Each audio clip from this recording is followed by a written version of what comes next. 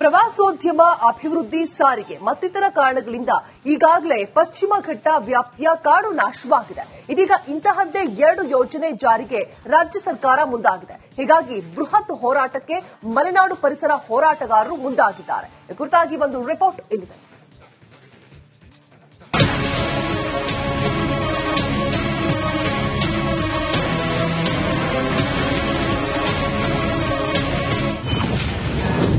ಪಶ್ಚಿಮ ಘಟ್ಟಕ್ಕೆ ಮತ್ತೊಂದು ಶಾಕ್. ಹೊಸ ಯೋಜನೆಗೆ ಸರ್ಕಾರ ನಿರ್ಧಾರ. ಹೌದು, ಶರಾವತಿ ಪಂಪ್ಸ್ ಸ್ಟೋರೇಜ್ ಪ್ರಾಜೆಕ್ಟ್ ಮತ್ತೆ ಮುನ್ನೆಲೆಗೆ ಬಂದಿದೆ. ಇದನ್ನ ಶತಾಯಗತಾಯ ಕಾರ್ಯರೂಪಕ್ಕೆ ತರಲು ರಾಜ್ಯ ಸರ್ಕಾರ ಸಜ್ಜಾಗಿದೆ. ಆದರೆ ಈ ಯೋಜನೆಯನ್ನ ವಿರೋಧಿಸಿ ದೊಡ್ಡ ಮಟ್ಟದ ಹೋರಾಟಕ್ಕೆ ಮಲೆನಾಡು ಪರಿಸರ ಹೋರಾಟಗಾರರು ಸಜ್ಜಾಗಿದ್ದಾರೆ. ಶರಾವತಿ ಪಂಪ್ಸ್ ಸ್ಟೋರೇಜ್ ಪ್ರಾಜೆಕ್ಟ್ನಿಂದ ಉಂಟಾಗುವ ಪರಿಸರ ಮೇಲಿನ ಆಕ್ರಮಣವನ್ನ ಖಂಡಿಸಿ ಸರ್ಕಾರವನ್ನ ಎಚ್ಚರಿಸುವ ಸಲುವಾಗಿ ಈಗ ಪರಿಸರಾಸಕ್ತರು ಒಗ್ಗೂಡುತ್ತಿದ್ದಾರೆ.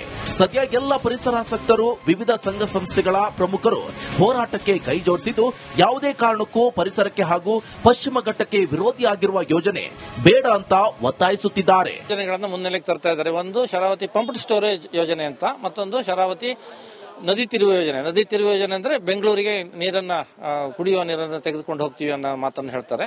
ಈ 2 ಯೋಜನೆಗಳಿಂದ ಶರಾವತಿ ನದಿಗೆ ಬಹಳ ಅಪಾಯ ಇದೆ.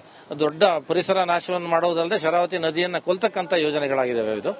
ಹಾಗಾಗಿ ಈ ಯೋಜನೆಗಳು, ನೀವು ಯಾವುದೇ ಯೋಜನೆಯನ್ನು ಮಾಡಬೇಕಾದ್ರೂ ಕೂಡ ಅದರಲ್ಲಿ ಅನುಕೂಲ ಮತ್ತು ಅನಾನುಕೂಲಗಳನ್ನು ನೋಡಬೇಕಾಗುತ್ತೆ.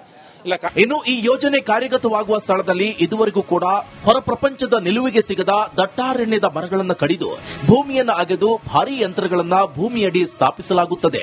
ರಸ್ತೆ ನಿರ್ಮಿಸಲು ಮತ್ತೊಂದಿಷ್ಟು ಕಾಡು, ವಿದ್ಯುತ್ ಮಾರ್ಗ ಅಳವಡಿಕೆಗೆ ಮಗದೊಂದಿಷ್ಟು ಕಾಡು ಕಡಿಯಬೇಕಾಗುತ್ತದೆ. ಇದರಿಂದ ವನ್ಯಜೀವಿಗಳು ನೆಲೆಯನ್ನ ಕಳೆದುಕೊಳ್ಳಬೇಕಾಗುತ್ತದೆ. ಹಾಗೆ ಶರಾವತಿ ಕಣಿವೆಯಲ್ಲಿ ಸುರಿಯುವ ಮಳೆ ಮಾರುತಗಳ ಮೇಲೂ ಕೂಡ ಅಡ್ಡ ಪರಿಣಾಮ ಉಂಟಾಗುತ್ತದೆ ಎಂಬ ಆತಂಕ ವ್ಯಕ್ತವಾಗುತ್ತಿದೆ. ಮುಖ್ಯಸ್ಥರನ್ನು ಸಹ ಇದರಲ್ಲಿ ಸೇರಿಸ್ತಾ ಇದ್ದೇವೆ. ವಿದ್ಯಾರ್ಥಿಗಳು ಭಾಗಿಯಾಗ್ತಾ ಇದ್ದಾರೆ. ಸೊ ಹಾಗಾಗಿ ನಾನು ಈ ಮಾಧ್ಯಮದ ಮುಖಾಂತರ ಹೇಳೋದೇನು ಅಂದ್ರೆ, ಇದು ನಮ್ಮ ಬದುಕಿನ ಪ್ರಶ್ನೆ, ನಮ್ಮ ಮುಂದಿನ ಜೀವನದ ನೀರು ಮತ್ತೆ ಉಷ್ಣತೆಯ ಪ್ರಶ್ನೆ ಆಗಿರೋದ್ರಿಂದ ಎಲ್ಲರೂ ಇದರಲ್ಲಿ ಭಾಗಿಯಾಗಿ ಈ ಯೋಜನೆಯನ್ನು ಒಕ್ಕೊರಲಿನಿಂದ ವಿರೋಧಿಸಬೇಕು ಅಂತ ನಾನು ಈ ಮೂಲಕ ಹೇಳ್ತಾ ಇದ್ದೇನೆ. ಒಟ್ಟಾರೆ ಈಗಾಗಲೇ ಪಶ್ಚಿಮ ಘಟ್ಟ ಸೇರಿದಂತೆ ಅರಣ್ಯ ಪ್ರದೇಶದಲ್ಲಿ ಅಭಿವೃದ್ಧಿ ಕಾರ್ಯಗಳನ್ನು ಮಾಡುವ ಮೂಲಕ ಅನೇಕ ಸಂಕಷ್ಟಗಳು ಎದುರಾಗುತ್ತಿವೆ. ಹಾಗಾಗಿ ರಾಜ್ಯ ಹಾಗೂ ಕೇಂದ್ರ ಸರ್ಕಾರಗಳು ಯೋಜನೆ ಕಾರ್ಯಗತಗೊಳಿಸುವ ಮುನ್ನ ಪರಿಸರ ನಾಶದ ಬಗ್ಗೆ ತಿಳಿದುಕೊಳ್ಳಬೇಕಿದೆ. ಕ್ಯಾಮರಾ ಪರ್ಸನ್ ಚಿರಾಗ್ ಜೊತೆ ಭೀಮಾ ನಾಯ್ಕ್, ಎಸ್, ರಿಪಬ್ಲಿಕ್ ಕನ್ನಡ, ಶಿವಮೊಗ್ಗ. ಪ್ರವಾಸೋದ್ಯಮ, ಅಭಿವೃದ್ಧಿ, ಸಾರಿಗೆ ಮತ್ತಿತರ ಕಾರಣಗಳಿಂದ ಈಗಾಗಲೇ ಪಶ್ಚಿಮ ಘಟ್ಟ ವ್ಯಾಪ್ತಿಯ ಕಾಡು ನಾಶವಾಗಿದೆ. ಇದೀಗ ಇಂತಹದ್ದೇ 2 ಯೋಜನೆ ಜಾರಿಗೆ ರಾಜ್ಯ ಸರ್ಕಾರ ಮುಂದಾಗಿದೆ. ಹೀಗಾಗಿ ಬೃಹತ್ ಹೋರಾಟಕ್ಕೆ ಮಲೆನಾಡು ಪರಿಸರ ಹೋರಾಟಗಾರರು ಮುಂದಾಗಿದ್ದಾರೆ. ಈ ಕುರಿತಾಗಿ ಒಂದು ರಿಪೋರ್ಟ್ ಇಲ್ಲಿದೆ.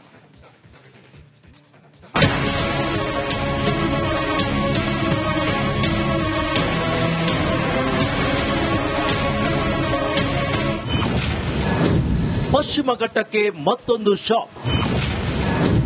ಹೊಸ ಯೋಜನೆಗೆ ಸರ್ಕಾರ ನಿರ್ಧಾರ. ಹೌದು, ಶರಾವತಿ ಪಂಪ್ಸ್ ಸ್ಟೋರೇಜ್ ಪ್ರಾಜೆಕ್ಟ್ ಮತ್ತೆ ಮುನ್ನೆಲೆಗೆ ಬಂದಿದೆ.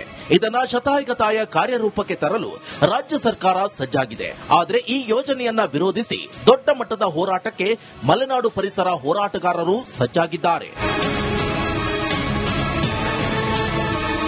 ಶರಾವತಿ ಪಂಪ್ಸ್ ಸ್ಟೋರೇಜ್ ಪ್ರಾಜೆಕ್ಟ್ನಿಂದ ಉಂಟಾಗುವ ಪರಿಸರ ಮೇಲಿನ ಆಕ್ರಮಣವನ್ನ ಖಂಡಿಸಿ ಸರ್ಕಾರವನ್ನ ಎಚ್ಚರಿಸುವ ಸಲುವಾಗಿ ಈಗ ಪರಿಸರಾಸಕ್ತರು ಒಗ್ಗೂಡುತ್ತಿದ್ದಾರೆ.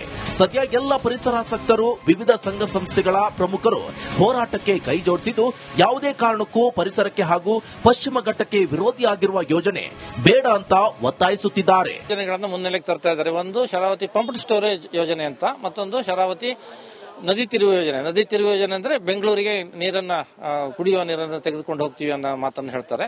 ಈ 2 ಯೋಜನೆಗಳಿಂದ ಶರಾವತಿ ನದಿಗೆ ಬಹಳ ಅಪಾಯ ಇದೆ.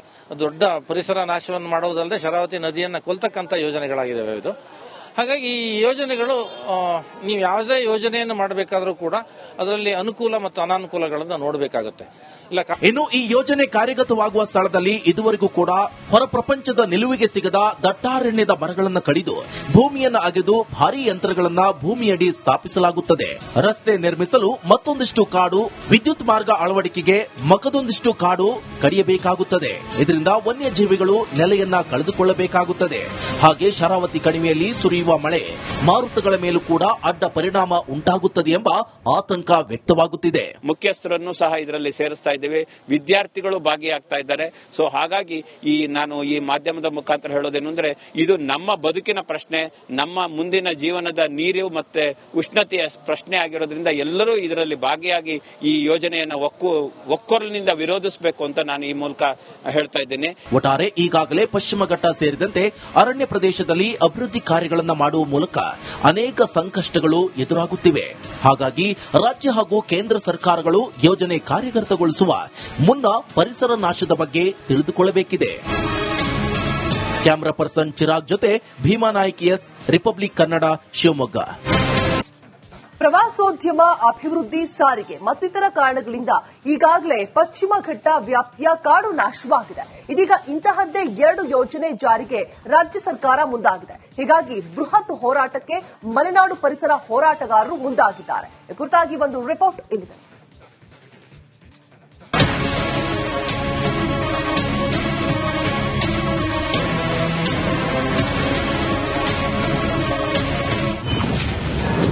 ಪಶ್ಚಿಮ ಘಟ್ಟಕ್ಕೆ ಮತ್ತೊಂದು ಶಾಕ್. ಹೊಸ ಯೋಜನೆಗೆ ಸರ್ಕಾರ ನಿರ್ಧಾರ. ಹೌದು, ಶರಾವತಿ ಪಂಪ್ಸ್ ಸ್ಟೋರೇಜ್ ಪ್ರಾಜೆಕ್ಟ್ ಮತ್ತೆ ಮುನ್ನೆಲೆಗೆ ಬಂದಿದೆ. ಇದನ್ನ ಶತಾಯಗತಾಯ ಕಾರ್ಯರೂಪಕ್ಕೆ ತರಲು ರಾಜ್ಯ ಸರ್ಕಾರ ಸಜ್ಜಾಗಿದೆ. ಆದರೆ ಈ ಯೋಜನೆಯನ್ನ ವಿರೋಧಿಸಿ ದೊಡ್ಡ ಮಟ್ಟದ ಹೋರಾಟಕ್ಕೆ ಮಲೆನಾಡು ಪರಿಸರ ಹೋರಾಟಗಾರರು ಸಜ್ಜಾಗಿದ್ದಾರೆ.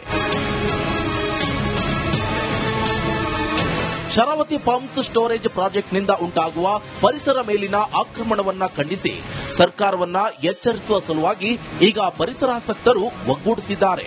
ಸದ್ಯ ಎಲ್ಲ ಪರಿಸರಾಸಕ್ತರು, ವಿವಿಧ ಸಂಘ ಸಂಸ್ಥೆಗಳ ಪ್ರಮುಖರು ಹೋರಾಟಕ್ಕೆ ಕೈ ಜೋಡಿಸಿದ್ದು, ಯಾವುದೇ ಕಾರಣಕ್ಕೂ ಪರಿಸರಕ್ಕೆ ಹಾಗೂ ಪಶ್ಚಿಮ ಘಟ್ಟಕ್ಕೆ ವಿರೋಧಿಯಾಗಿರುವ ಯೋಜನೆ ಬೇಡ ಅಂತ ಒತ್ತಾಯಿಸುತ್ತಿದ್ದಾರೆ. ಯೋಜನೆಗಳನ್ನು ಮುನ್ನೆಲೆಗೆ ತರ್ತಾ ಇದ್ದಾರೆ. ಒಂದು ಶರಾವತಿ ಪಂಪ್ಡ್ ಸ್ಟೋರೇಜ್ ಯೋಜನೆ ಅಂತ, ಮತ್ತೊಂದು ಶರಾವತಿ ನದಿ ತಿರುವು ಯೋಜನೆ. ನದಿ ತಿರುವು ಯೋಜನೆ ಅಂದ್ರೆ ಬೆಂಗಳೂರಿಗೆ ಕುಡಿಯುವ ನೀರನ್ನು ತೆಗೆದುಕೊಂಡು ಹೋಗ್ತೀವಿ ಅನ್ನೋ ಮಾತನ್ನು ಹೇಳ್ತಾರೆ. ಇವೆರಡೂ ಯೋಜನೆಗಳಿಂದ ಶರಾವತಿ ನದಿಗೆ ಬಹಳ ಅಪಾಯ ಇದೆ. ದೊಡ್ಡ ಪರಿಸರ ನಾಶವನ್ನು ಮಾಡುವುದಲ್ಲದೆ ಶರಾವತಿ ನದಿಯನ್ನ ಕೊಲ್ತಕ್ಕಂಥ ಯೋಜನೆಗಳಾಗಿದ್ದಾವೆ ಇದು. ಹಾಗಾಗಿ ಈ ಯೋಜನೆಗಳು ನೀವು ಯಾವುದೇ ಯೋಜನೆಯನ್ನು ಮಾಡಬೇಕಾದ್ರೂ ಕೂಡ ಅದರಲ್ಲಿ ಅನುಕೂಲ ಮತ್ತು ಅನಾನುಕೂಲಗಳನ್ನು ನೋಡಬೇಕಾಗುತ್ತೆ. ಇನ್ನು ಈ ಯೋಜನೆ ಕಾರ್ಯಗತವಾಗುವ ಸ್ಥಳದಲ್ಲಿ ಇದುವರೆಗೂ ಕೂಡ ಹೊರ ಪ್ರಪಂಚದ ನಿಲುವಿಗೆ ಸಿಗದ ದಟ್ಟಾರಣ್ಯದ ಮರಗಳನ್ನು ಕಡಿದು ಭೂಮಿಯನ್ನು ಅಗೆದು ಭಾರೀ ಯಂತ್ರಗಳನ್ನ ಭೂಮಿಯಡಿ ಸ್ಥಾಪಿಸಲಾಗುತ್ತದೆ. ರಸ್ತೆ ನಿರ್ಮಿಸಲು ಮತ್ತೊಂದಿಷ್ಟು ಕಾಡು, ವಿದ್ಯುತ್ ಮಾರ್ಗ ಅಳವಡಿಕೆಗೆ ಮಗದೊಂದಿಷ್ಟು ಕಾಡು ಕಡಿಯಬೇಕಾಗುತ್ತದೆ. ಇದರಿಂದ ವನ್ಯಜೀವಿಗಳು ನೆಲೆಯನ್ನ ಕಳೆದುಕೊಳ್ಳಬೇಕಾಗುತ್ತದೆ.